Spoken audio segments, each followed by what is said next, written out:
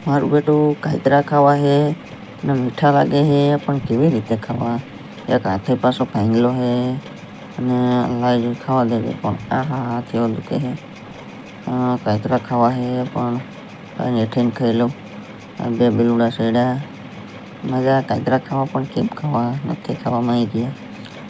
હાલો હવે કામ સીધું તો એટલે એની મને કાતરા ખાતા ખાતા એડો ખવાઈ ગયો.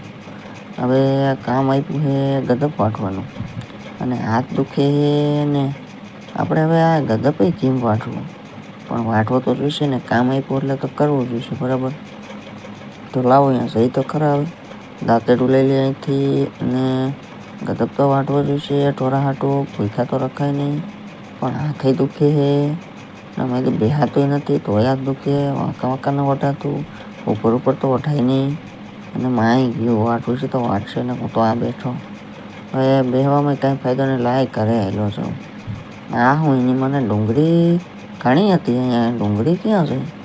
મારા બેટો આ બે ડુંગળી લઈ જાય લાલે મજા આવી જાય. શું ગદપ તો નાખી દીધે લોકો. વાહ વાહ, સામો પડી ગયો.